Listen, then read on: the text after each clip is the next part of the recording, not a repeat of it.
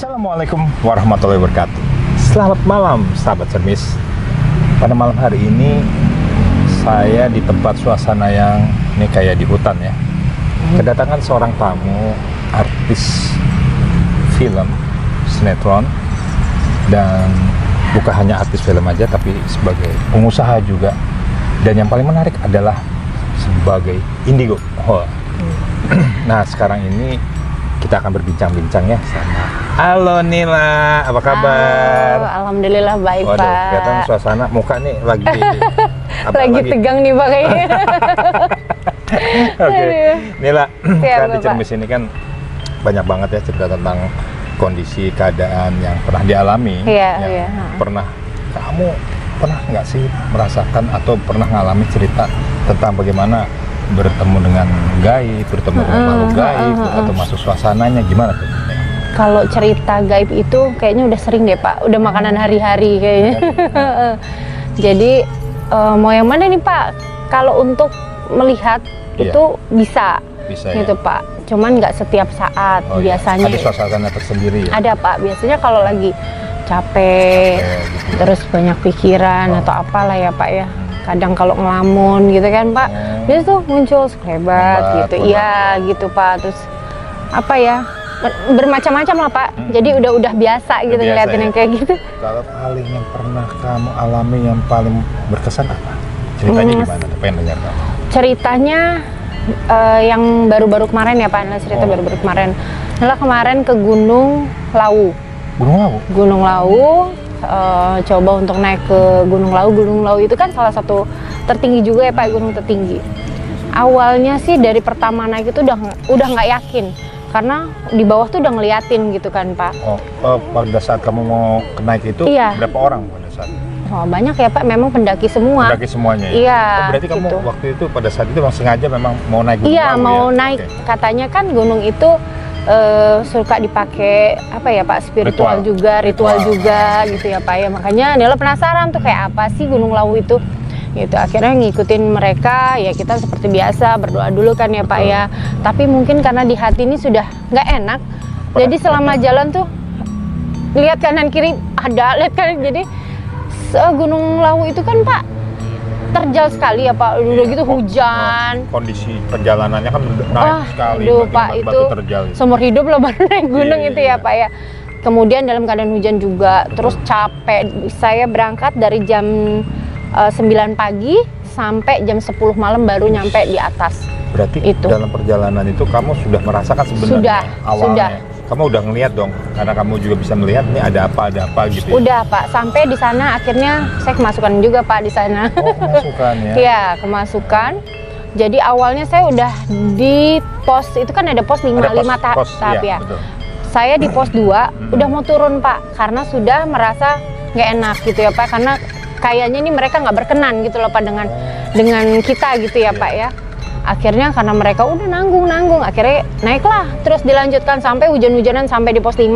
Yang lain sudah naik, cuma Nila bertiga yang terakhir jam 10 malam. Yang lainnya maghrib udah di atas. Di atas ya.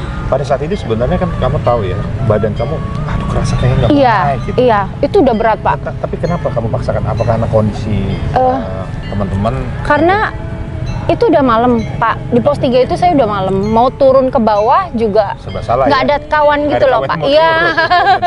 Jadi udah di tengah-tengah udah nanggung kan Pak, mau nggak mau udah deh ke atas lah ya. Ikut cari kawan kan Pak.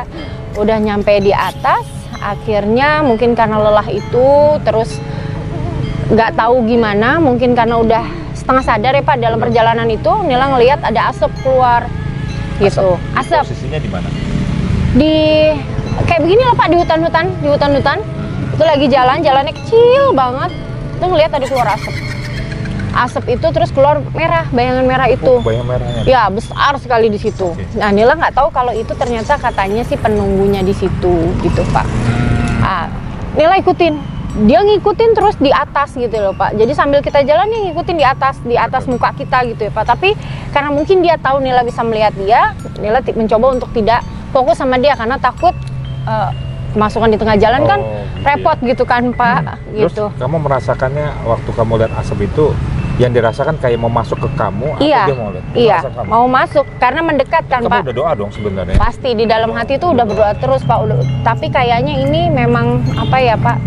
Yang orang-orang itu, yang di orang-orang cerita bilang itu ya ini orangnya sosok ini gitu loh Pak. Iya. Kan di Gunung Lawu itu kalau yang pernah saya dengar ada namanya Sunan Lawu. Lalu di Gunung Lawu juga ada yang Mbah siapa? Iya, itu Mbah itu loh, Mbah itu yang memang dia bisa menampakkan. Iya, itu. Jadi Nila sudah sampai pos 5. Setelah itu ada puncaknya yang untuk kita foto di atas ya Pak. Oh, oke, iya. Semua orang udah naik ke atas. Nila sendiri di pos itu nekat karena kata orang udah jangan naik karena kamu udah nggak kuat. Tapi Nila nekat. Sebenarnya udah ada yang ngasih tahu ya. Udah di pos 4 itu ya Pak. Ternyata Nila udah kehilangan jejak tuh Pak. Mau orang itu ke atas. Berhentilah Nila di tengah hutan yang nggak tahu di mana itu. Iya. Akhirnya bener Pak. Pluk. Nila udah nggak sadarkan diri. Iya, udah nggak sadar diri. Katanya sampai itu divideoin, sampai orang-orang itu sampai nadi tuh udah nggak ada. Oh, sempet hilang. Udah hilang. 1 jam Pak. Sampai sudah dibuat apa namanya? Napas buatan. Ya, oksigen, kemudian udah ditusuk-tusuk semua info semua sudah nggak ada apa-apa Pak. Jadi 1 jam setelah itu baru masukkan cerita ngomong lah pakai bahasa Jawa katanya. Pakai bahasa Jawa. Iya, itu pun di videoin. Sebenarnya apa sih yang kamu rasakan ketika masuk ya? Atau medium gitu ya? Itu iya. Gitu ya rasanya. Rasa. Apa karena langsung pengen tidur aja perasaannya atau pusing langsung aduh? Enggak Pak. Kadang yang masukin itu kan berbeda-beda ya Pak. Iya, betul. Kadang tuh ada yang cuman lewat gitu, paling kita merinding gitu ya Pak. Sampai itu akan terus begitu. Tapi dia akan liatin terus. Tapi nggak tahu apa itu sosoknya baik atau jahat. Ada juga yang langsung slap gitu Pak. Kalau Nila iya. Jadi kalau Nila nih kadang lagi jalan Pak, tiba-tiba langsung kayak udah mau jatuh gitu Pak, perasaan gitu hilang, suka hilang gitu ya Pak. Harus langsung cepat sadar. Kalau enggak, karena kalau kita nggak itu masuk dia langsung. Masuk. Kita tahu kapan dia mau masuk. Iya. Kita harus tahan gitu. Iya gitu Pak, harus dihalau sendiri. Tapi kalau kita udah nggak bisa bertahan, nggak bertahan udah. Kita udah pasrah aja ya Pak. Iya begitu. Pada saat ketika itu apa sih yang kamu pernah didatangin gitu pada waktu di Gunung Lawu? Apakah sesosoknya si Mbah itu datang atau setelah ngomong? itu? Setelah itu ya? Setelah 3 hari setelah itu kan Nila terkapar Pak, nggak bisa apa-apa.